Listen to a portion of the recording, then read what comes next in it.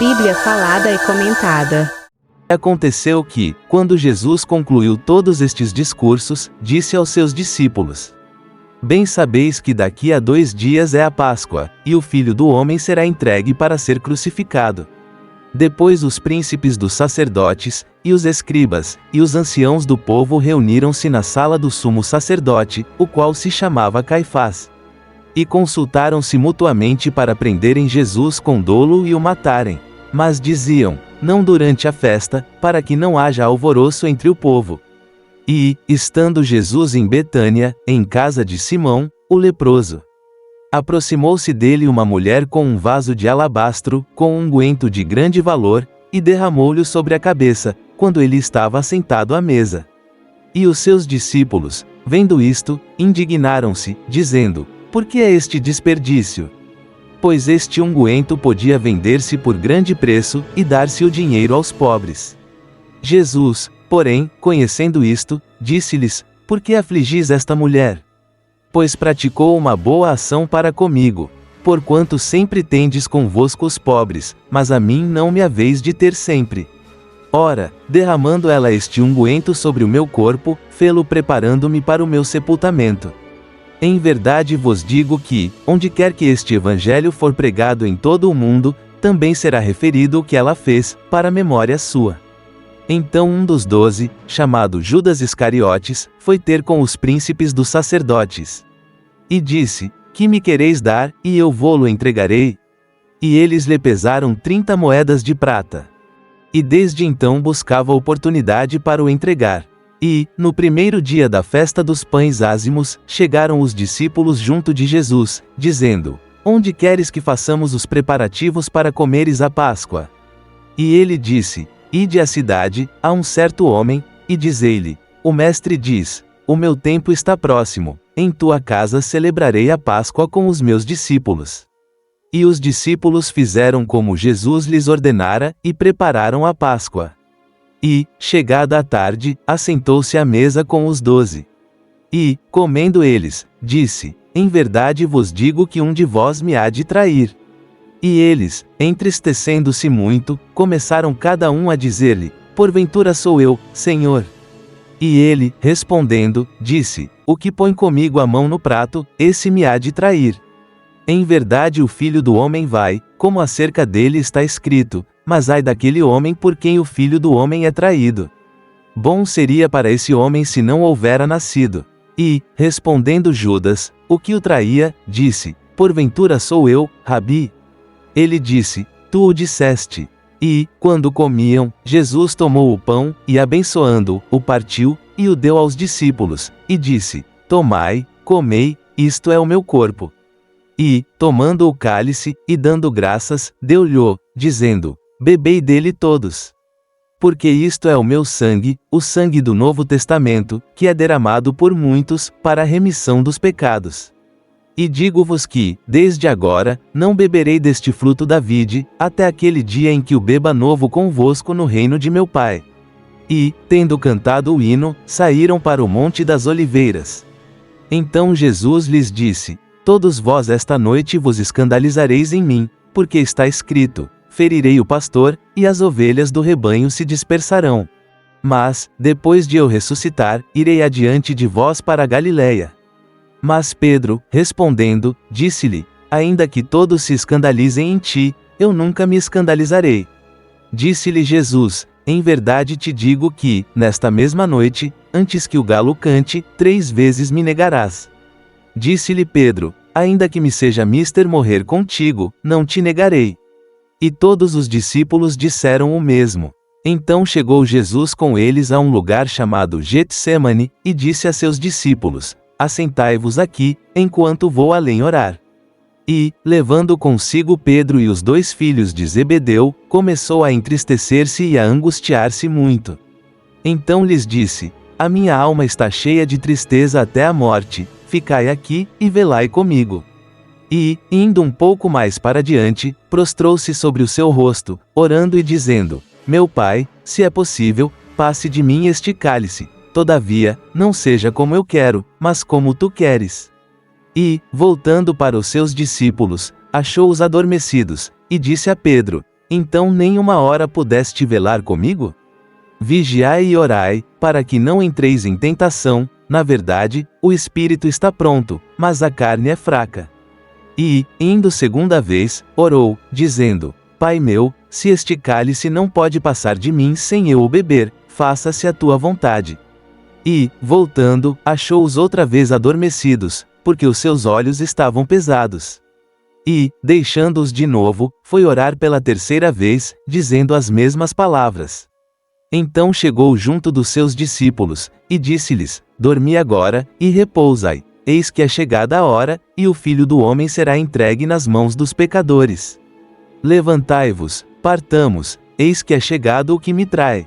E, estando ele ainda a falar, eis que chegou Judas, um dos 12, e com ele grande multidão com espadas e varapaus, enviada pelos príncipes dos sacerdotes e pelos anciãos do povo.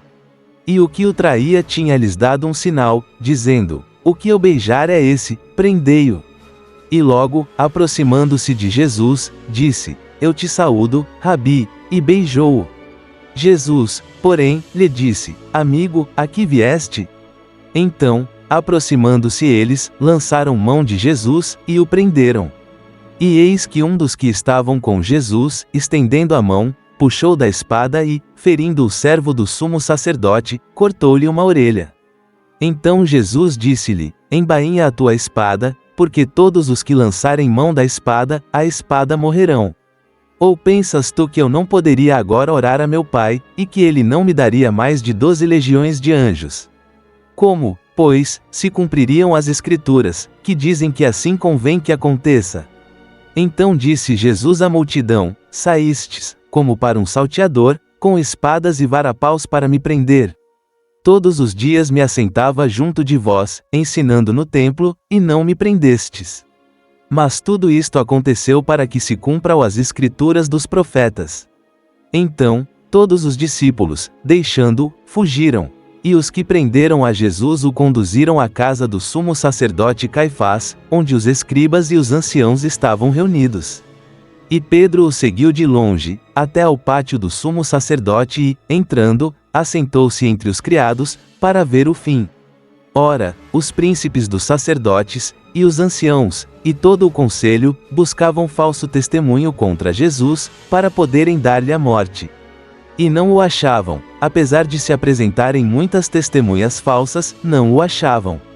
Mas, por fim chegaram 2 testemunhas falsas.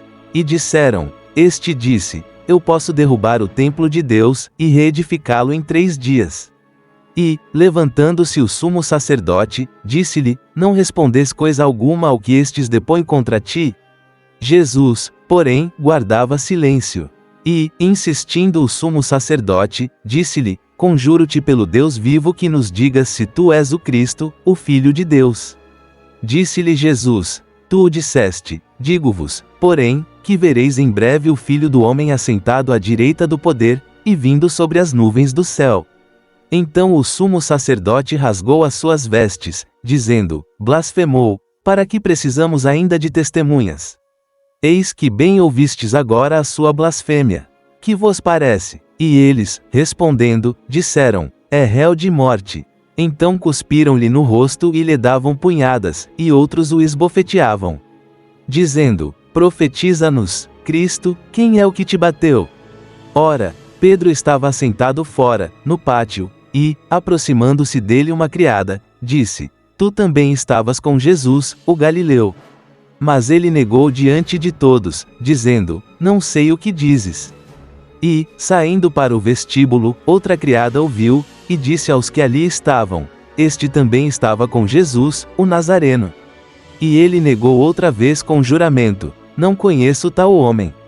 E, daí a pouco, aproximando-se os que ali estavam, disseram a Pedro: Verdadeiramente também tu és deles, pois a tua fala te denuncia.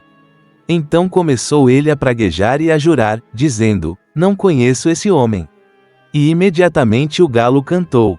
E lembrou-se Pedro das palavras de Jesus, que lhe dissera: Antes que o galo cante, 3 vezes me negarás. E, saindo dali, chorou amargamente. Comentários de Mateus 26. Caifás foi o supremo sacerdote que governou durante o ministério do Jesus. Era genro do Anás, o supremo sacerdote anterior. O governo romano tinha assumido o processo de nomear todos os líderes políticos e religiosos. Caifás serve por 18 anos, muito mais que outros supremos sacerdotes, o que sugere que colaborava bem com os romanos.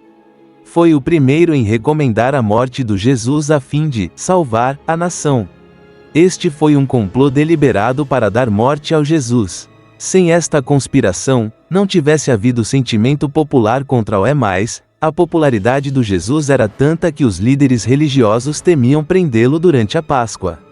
Não queriam que suas ações incitassem um motim. Mateus e Marcos se localizam este fato antes da última jantar, enquanto que João o faz uma semana antes, quase antes da entrada triunfal. Dos três, João localiza este acontecimento na ordem cronológica mais provável.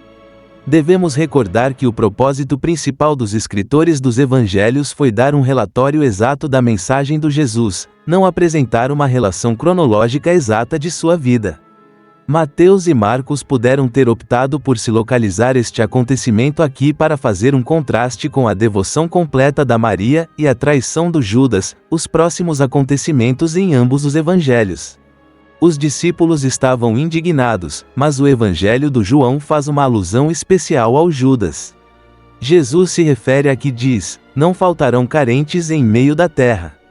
Esta não é uma justificação para nos esquecer da necessidade dos pobres. As Escrituras sempre nos fazem um chamado a cuidar dos necessitados. A passagem do continua: "Por isso eu te mando, dizendo, abrirá sua mão a seu irmão, ao pobre e ao carente em sua terra." Mas Jesus o disse para fazer notar o sacrifício especial que Maria fez em seu favor. Por que decidiu Judas trair ao Jesus? Judas, como os outros discípulos, esperavam que Jesus iniciasse uma rebelião política e jogasse aos romanos. Como tesoureiro, certamente esperava, como o fizeram os outros discípulos, que lhe seria dada uma posição importante no novo governo do Jesus. Mas quando Jesus elogiou a Maria por ter derramado o perfume, equivalente em aprecio a um salário anual, Judas pôde ter deduzido que o reino do Jesus não era físico ou político a não ser espiritual. Suas ânsias de dinheiro e posição social não poderiam fazer-se realidade se seguia ao Jesus, de maneira que o traiu em troca de dinheiro e o favor dos líderes religiosos. Solo Mateus narra a quantidade exata do dinheiro que Judas recebeu por vender ao Jesus, 30 peças de prata, o preço de um escravo. Os líderes religiosos tinham planejado esperar até depois da Páscoa para capturar ao Jesus, mas a oferta inesperada do Judas acelerou seus planos. A Páscoa abrangia uma noite e um jantar, mas a festa dos pães sem levedura, que se celebrava simultaneamente, seguia por uma semana a mais. A gente tirava toda a levedura de seus lares em comemoração do dia em que seus antepassados saíram do Egito e não tiveram tempo para que a massa do pão se levedasse. Milhares de pessoas se davam entrevista em Jerusalém de diferentes partes do Império Romano.